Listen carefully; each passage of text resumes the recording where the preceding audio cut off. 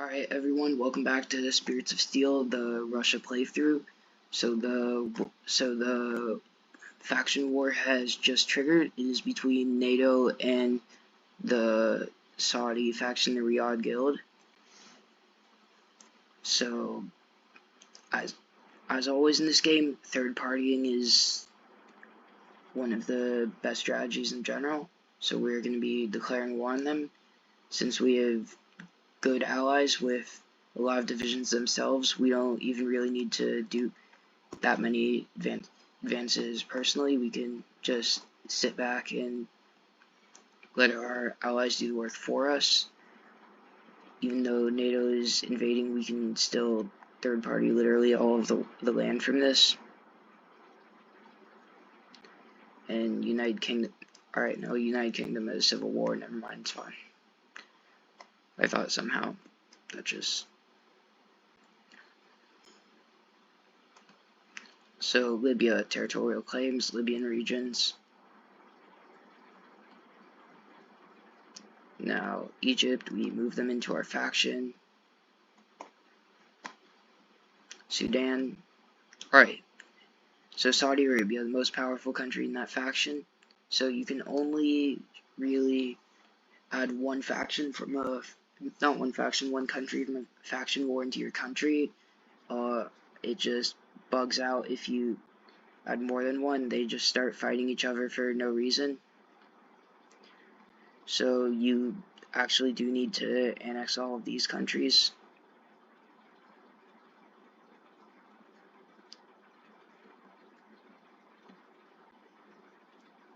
That gives us a sizable boost in population. We are going to invite Sudan into our faction. We are going to be, since we share a border with Iraq, we might as well invite them into our faction now. There's also a couple bugs where random countries just end up getting random things. We are not touching this area and anyways, because not a good look on YouTube.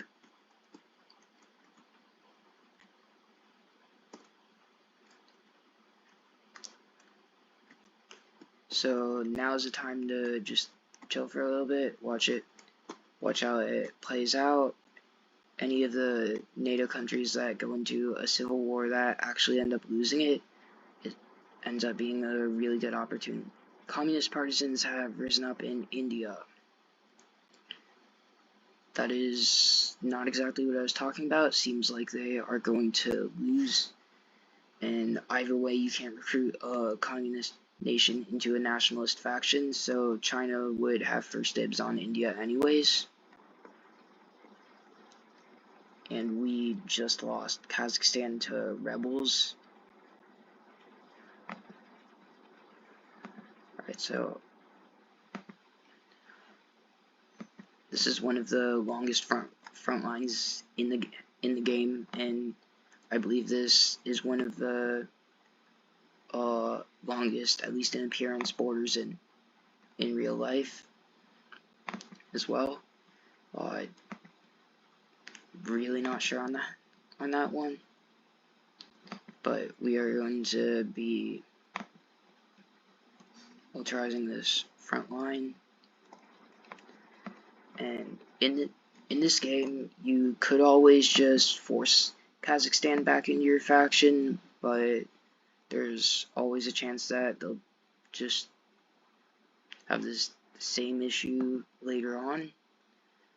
I don't know why exactly, but the nation of Australia always seems to have that issue about every 5 minutes. I could just invite these guys into my faction again, or I could just declare war. They're not really... Oh, yeah, they're pushing down there. Alright, we can...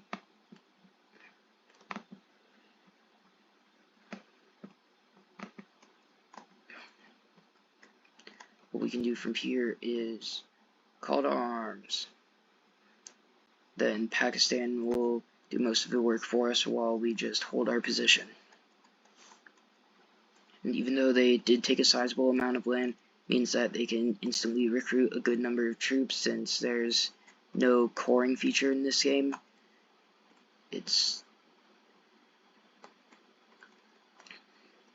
literally whatever land you have is land you can recruit with.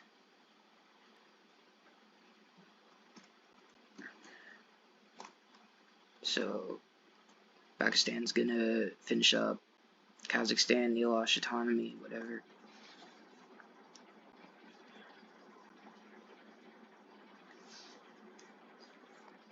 It's not gonna take that much longer. It's just roll around there, take the capital.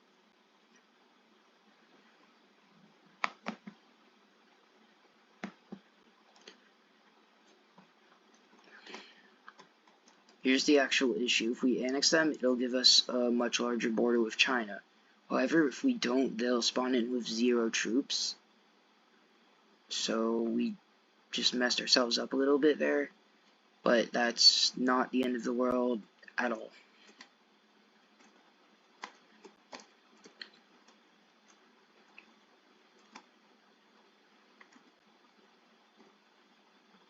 And click is no. Oh, I could have gotten them into my faction, but since they're non-aligned and they're bordering Burma, but that's not the end of the world.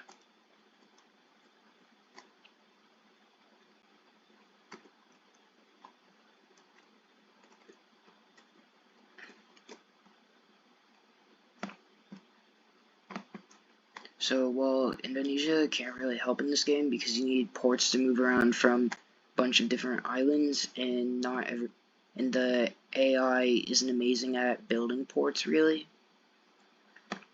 This definitely isn't my first move. That's why I haven't done this already. Already just gone after Papua New Guinea and then added Indonesia into the faction.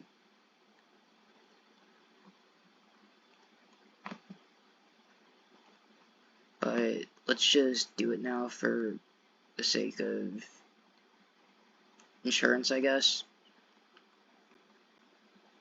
It also just adds a lot more population that can be possibly steamrolled by China and India, which is not a good trade-off, really. But at this point, let's take a look at the faction map mode for a second. So all of this red here, that would be the Chinese faction. So we got India, China, all those breakaway states, Mongolia, Vietnam, Laos, and Cambodia. Oh, and Nepal. No Bhutan. Oh, interesting move. All right, so all that's going on. That I believe is about 2 billion and change population. So about a third of the world's population. Meanwhile, we're green. We've also got a sizable chunk of the world's population. NATO is in blue. I don't know offhand what, I don't even know even close to offhand what this population is. And we also have the Moroccan faction in red, which we're at 39% world tension, so, and we just lost our Korean ally, great. Let's not go right back. After them, I see another great opportunity. So Bulgaria, without my knowledge, has, or it's just slipped by me at some point, gone to a civil war and became communist.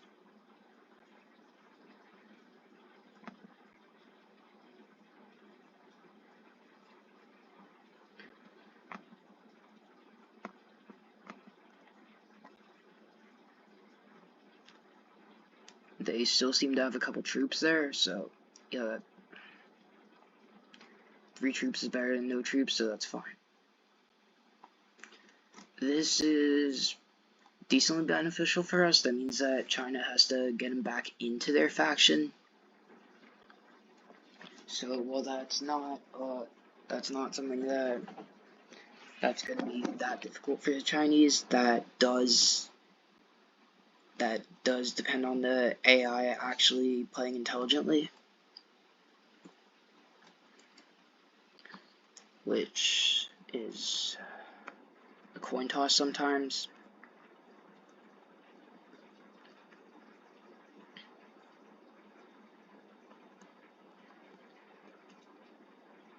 Here's a perfect example of the AI being stupid. I don't even know what is happening here.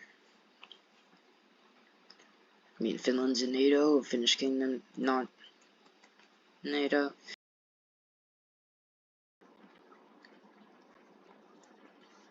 But I don't really think it's worth it to go in after him or anything.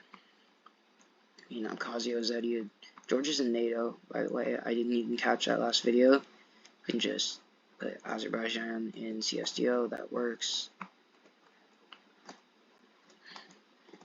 And I'm debating if it's worth actually going after this faction over. Might as well just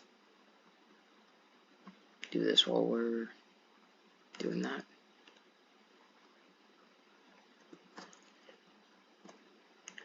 But 53% world tension. If there's ever a time to actually do this, it would be now.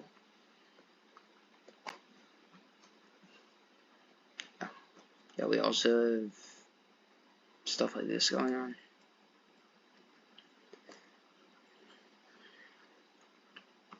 So alright, we're gonna give this a go just for content's sake. Declare war.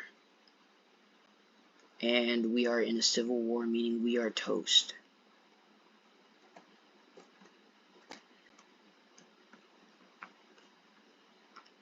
We are at 15% stability because I was being stupid.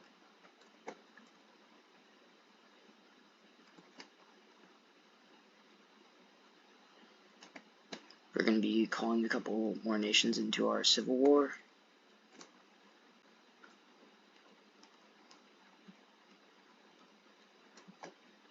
Let's see if they can really make any difference.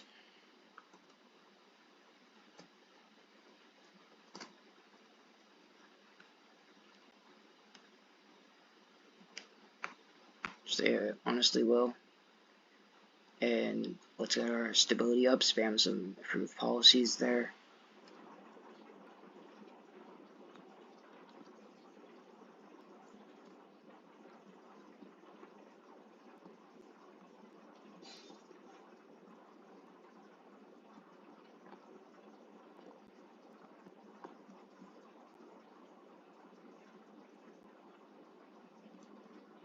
But that's also very good news. A lot of the Civil War nations' troops are just killing themselves attacking us. And we'd finished off the Monarchist Alliance.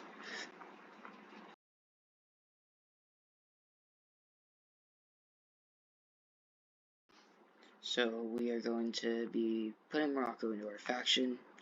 We are going to be getting rid of Senegal, gives us more population, getting rid of Western Sahara, getting rid of Tunisia, getting rid of the Gambia,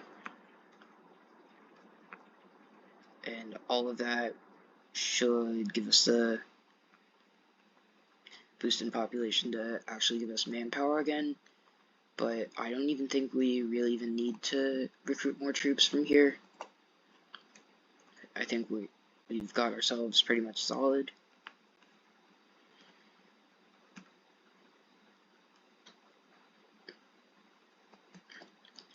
And yeah, since our capital is occupied, our troops are recruiting themselves in Burma. So we are going to be going all the way back to Moscow with these 41 divisions.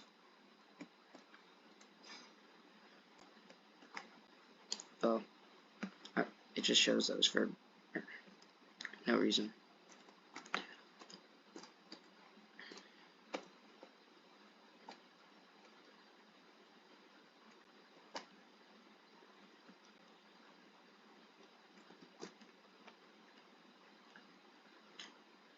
Alright, so here's another issue with the line system. We've got... Oh, great. Alright.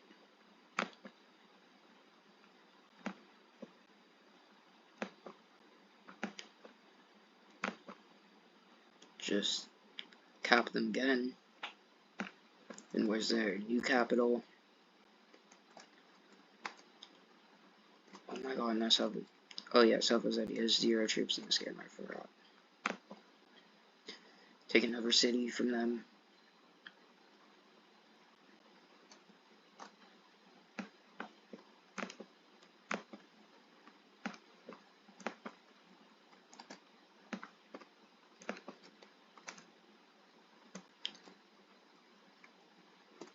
We are...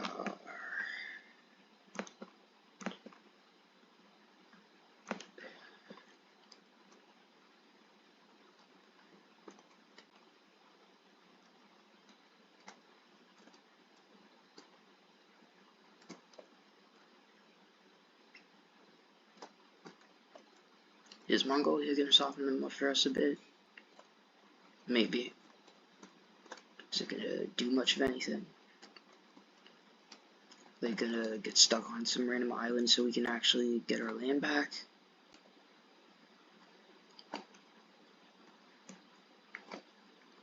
Oh, would you look at that? Mongolia's whole army just decided to die.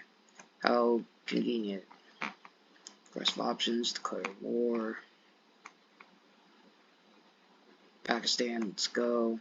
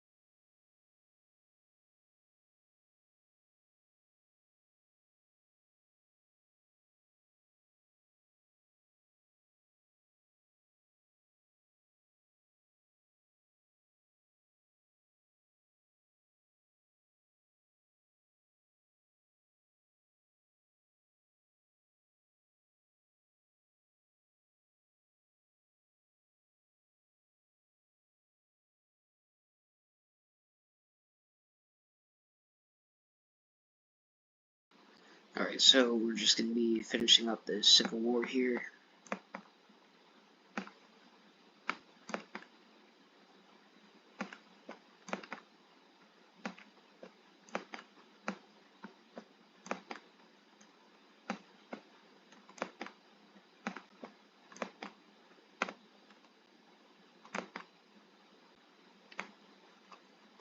Alright, that ended the Civil War, and I think that's a good enough time to end this video on. Also, we are decently close towards the next faction war in this game. And I guess like and subscribe. Thanks for watching, and yeah, see you guys in the next video. Bye.